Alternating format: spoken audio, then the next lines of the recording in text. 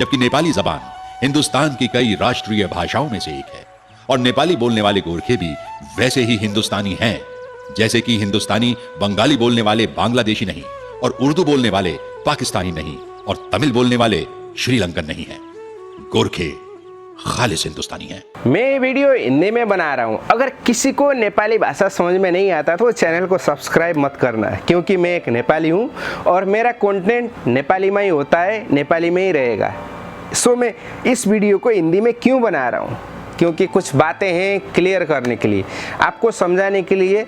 आप नेपाली नहीं समझते इसलिए हिंदी में बना रहा हूँ। क्लियर? इससे पहले मैंने एक वीडियो में रिएक्शन किया था, लेकिन मेरे पास उस चैनल के बाकी वीडियो देखने का टाइम नहीं था। अगर मैंने ये वीडियो उससे पहले देखा होता तो मैं इस वीडियो का रिएक्शन करता, उस वीडियो का नहीं। वीडियो अच्छी है, इनफैक्ट बहुत अच्छी है, लेकिन जो मेन पार्ट है ना वही मिसगाइडेड है। लाइक अमृत की शीशी में एक बूंद जहर मिला दिया जाए तो वो अमृत नहीं रहेगा। लाइक ये लड़का आपका है, मुझे भी पता है, सभी को पता है। पहले मैं बोलूं लड़का बहुत अच्छा है, टैलेंटेड है, अनुशासित है, सुंदर है, बहादुर है, लेकिन मेरा है। सो आपको लिए उस तारीफ के कई मायने रहेंगे नहीं ना? ऐसा ही कुछ इस वीडियो में, पहले आप इसे देख लो फिर मैं एक्सप्लेन करता हूँ। 11 अलग अलग जंगों में अपनी फौज का झंडा बुलंद किया।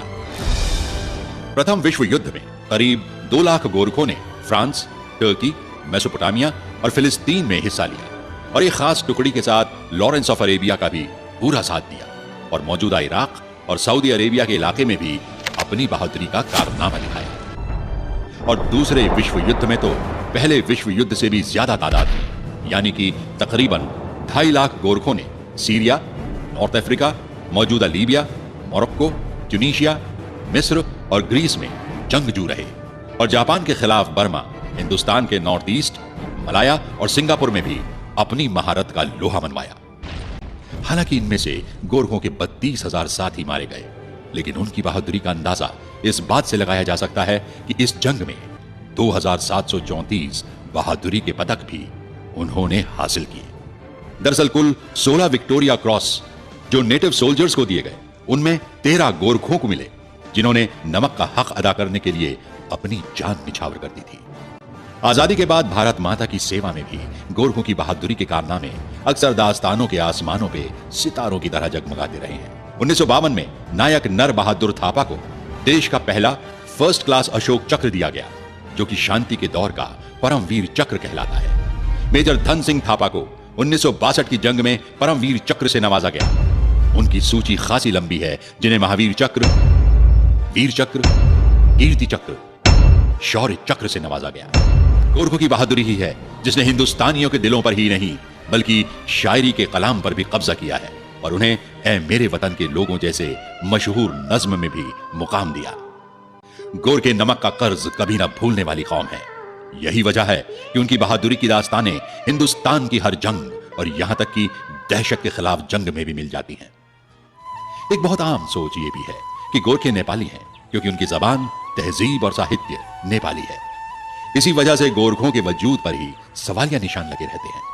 जबकि नेपाली जबान हिंदुस्तान की कई राष्ट्रीय भाषाओं में से एक है और नेपाली बोलने वाले गोरखे भी वैसे ही हिंदुस्तानी हैं जैसे कि हिंदुस्तानी बंगाली बोलने वाले बांग्लादेशी नहीं और उर्दू बोलने वाले पाकिस्तानी नहीं और तमिल बोलने वाले श्रीलंकन नहीं हैं। गोरखे खालिस हिंदुस्तानी हैं। पूरे हिंदुस्तान में 10 मिलियन यानी 1 करोड़ हिंदुस्तानी नागरिक गोरखे हैं।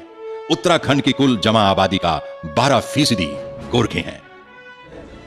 सोचिए, आमतौर से कितनों ने अरी बहादुर गुरुंग का नाम सुना होगा, जो कि हिंदुस्तान की संविधान कमेटी के एक अहम मेंबर थे। तो क्लासिकल डांसर में सरे फहरिस्त रहने वाली मशहूर और मारूफ पद्मश्री सितारा देवी और गोपी किशन भी गोरखा थे। हुआ ना ताज्जुब? अच्छा तो और सुनिए, मुंबई के मशहूर पेंटर लक्ष्मण श्रेष्ठा भी गोरखा हैं। अब आचार्य बालकृष्ण का क्या तारुफ कराया जाए। उन्होंने तो हिंदुस्तानी आयुर्वेद को सारी दुनिया में पहुंचाया है। आज हिंदुस्तान के सभी राज्यों में सिक्किम को सबसे ज्यादा प्रगतिशील राज्य माना गया है। इस राज्य के चीफ मिनिस्टर श्री पवन चामलिंग किसी तारीफ के मोहताज नहीं है। कुल 5 बार सिक्किम के चीफ मिनिस्टर रहे और ये उनकी आला सोच ही है जिसने सिक्किम सूबे को आज ये बेहतरीन मुकाम दिलाया है। राम्रो शिक्षकहरूको कमी छ। गोरखा टेरिटोरियल एडमिनिस्ट्रेशन के चीफ एग्जीक्यूटिव जनाब बिमल गुरुंग हैं, जो कि दार्जिलिंग में गोरखों की ख्वाहिशों को परवान चढ़ाने के लिए मेहनतकश हैं। ये देहरादून ही है जहां गोरखों ने फुटबॉल को कुछ इस तरह अपनाया जैसे बतख पानी को अपनाती है। गोरखों के लिए फुटबॉल एक जंग की तरह है, वही फुर्ती भरे अंदाज जैसे कि जंग में होता है, मंजिले मकसूद हासिल करना। 1950 तक पहुंचते पहुंचते गोरखों की फुटबॉल के कारनामे कोलकाता तक पहुंच गए, जो बाद में फुटबॉल क्लब का मका बन गया। और आजकल सुनील छेत्री को सभी जानते हैं। अपने फुटबॉल के माहिराना अंदाज की वजह से वो कितनी ही फुटबॉल चैंपियनशिप्स में हिंदुस्तान टीम का हिस्सा है।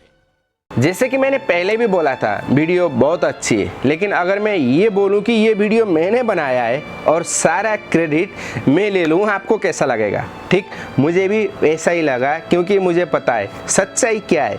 लेकिन जिसको नहीं पता सच्चाई क्या है, वो तो इसी को सच मानेंगे ना। सो आइए इसको थोड़ा क्लियर करते हैं इन्हीं के ही शब्दों में।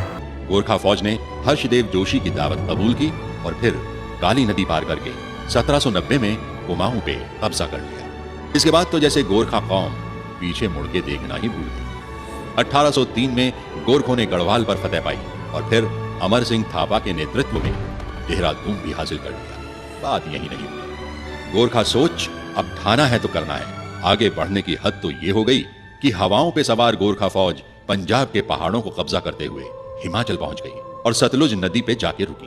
अब हुआ वही जो होना चाहिए। कहते हैं किसी भी बहादुर कौम को उसका हक मिल ही जाता है। इन सब इलाकों पर अब गोरखों की हुकूमत हो गई। लेकिन इसी बीच ब्रिटिश ईस्ट इंडिया कंपनी, जो कि खुद पूरे हिंदुस्तान को अपना गुलाम बनाने के ख्वाब बुने हुई थी, गोरखों की बहादुरी की खबरें मिलने लगी। अंग्रेज मुगलों की हुकूमत तो लगभग खत्म कर ही चुके थे और यही वजह थी कि उन्होंने गोरखों को कबाब में हड्डी मानते हुए भारत नेपाल सीमा के भुटवाल पोस्ट पर गोरखों पर हमला कर दिया। अब जब अंग्रेजों ने नेपाल से भारत की जगह वापस ले ली थी ना, उस समय भी ऐसा ही हुआ था जैसे आपके इंडिया और पाकिस्तान के बंटवारे के समय हुआ था।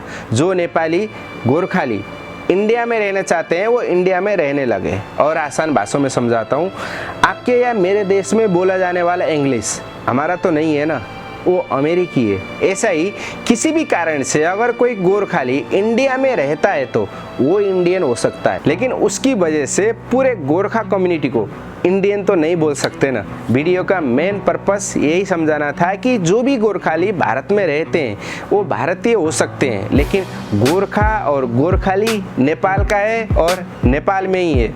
जय देश जय नेपाल।